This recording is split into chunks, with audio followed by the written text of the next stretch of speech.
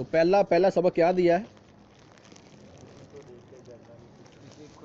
किसी खुश को देखकर ये तमन्ना करें कि या अल्लाह मुझे भी खुश कर। अगर आप खुश नहीं हो